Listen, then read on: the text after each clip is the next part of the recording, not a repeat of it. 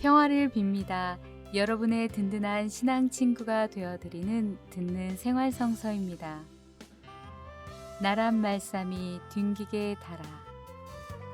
오늘은 한글날입니다. 그런데 여러분, 세종대왕이 창제한 한글이 한국의 천주교 전파에 결정적인 역할을 한 사실 혹시 아시나요? 낮은 이들을 보듬는 마음으로 통한 한글과 천주교의 만남, 그 아름다운 이야기 속으로 여러분을 초대합니다.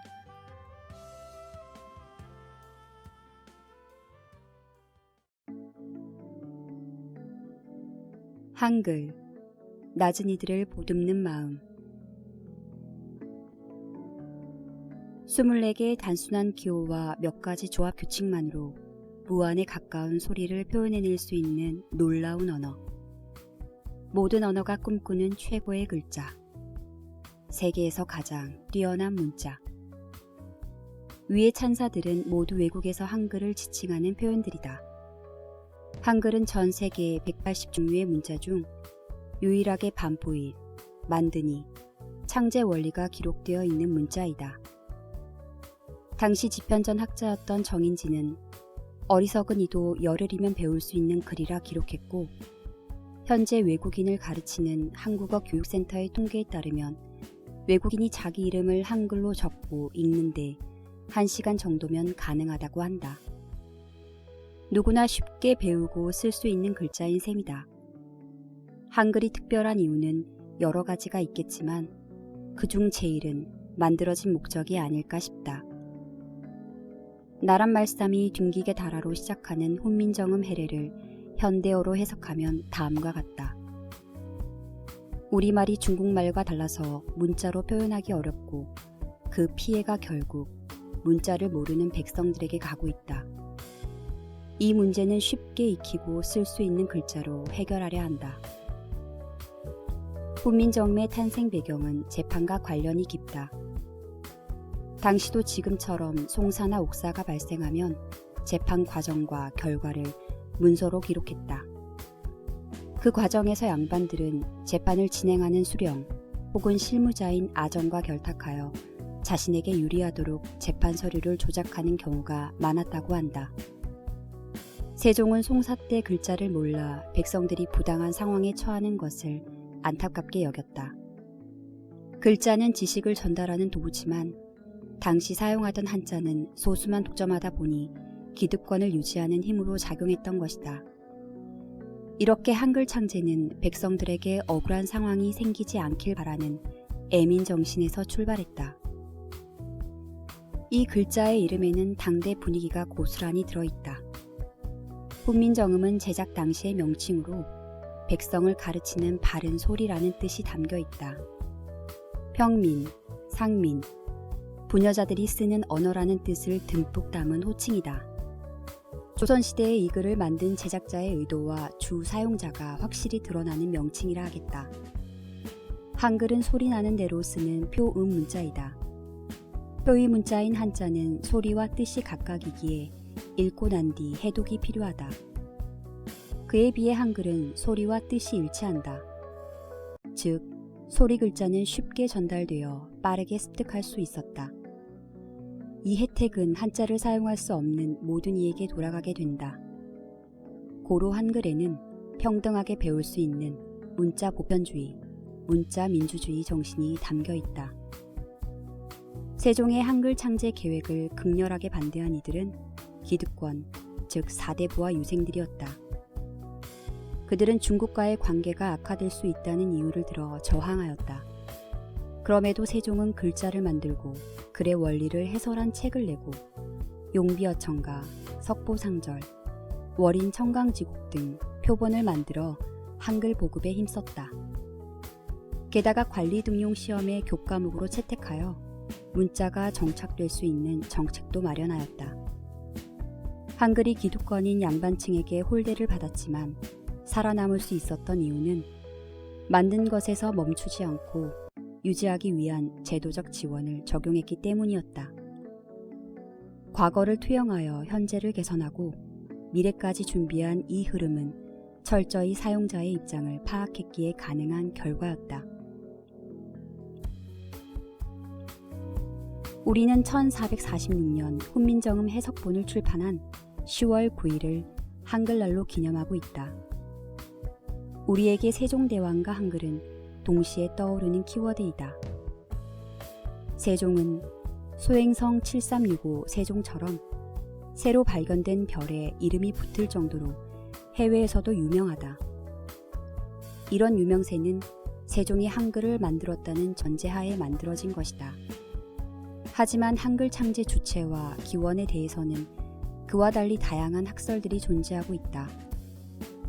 최근 영화 나랏말싸미의 경우 이런 연구를 배경으로 한글 창제의 주역을 세종이 아닌 승려 신미와 그의 제자들을 내세웠다가 논란을 겪었다.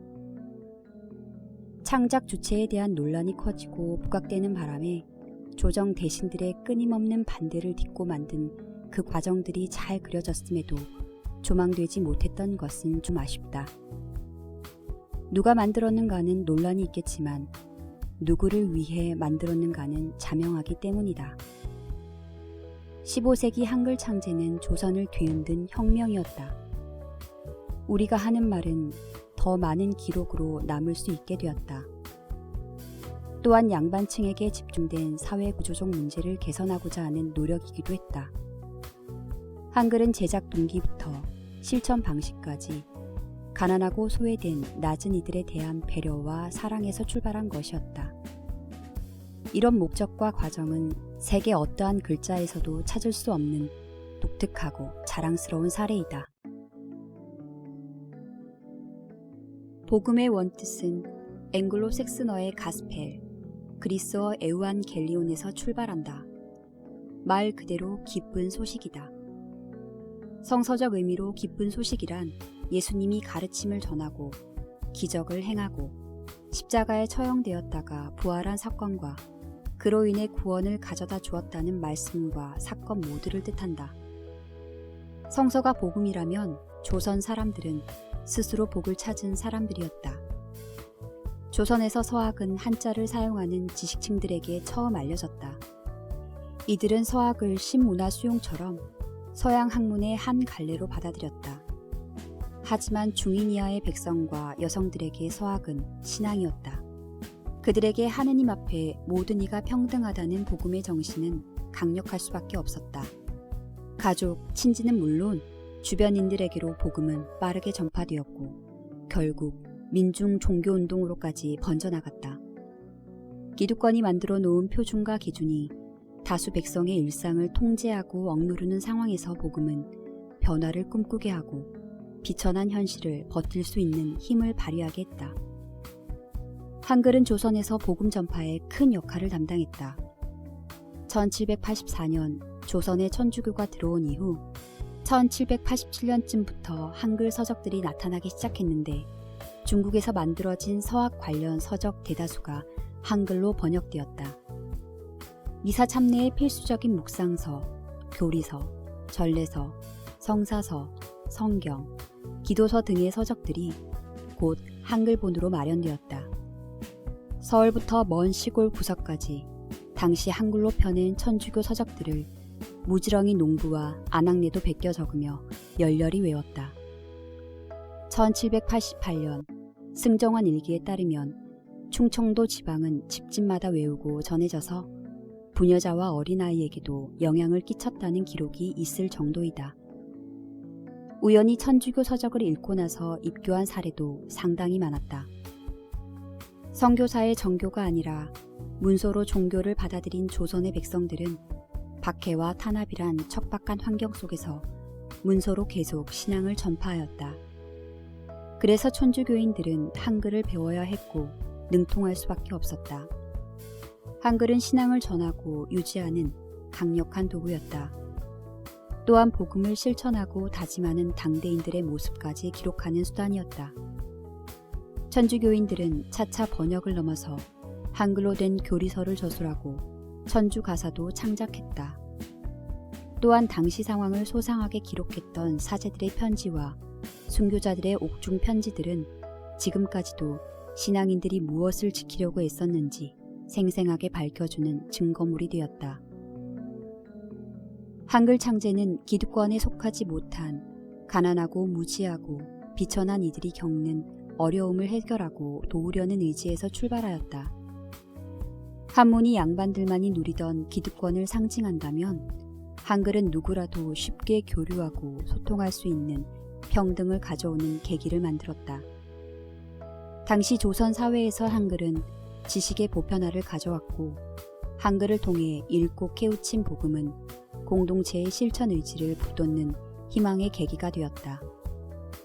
한글이 천주교 복음 전파의 가장 유용한 도구이자 하느님 백성의 사랑의 도구가 된 것은 결코 우연이 아니다.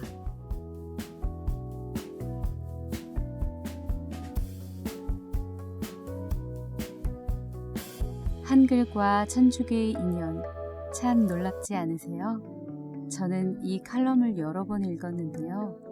한글로 펴낸 천주교 서적을 읽으며 하느님께 조금이라도 더 다가가려 했던 평민들의 간절함이 전해지는 것 같아 좋았어요. 여러분도 한글을 만든 마음처럼 주위 어려운 분들을 향해 따뜻한 마음 전하는 하루 되시길 기도합니다.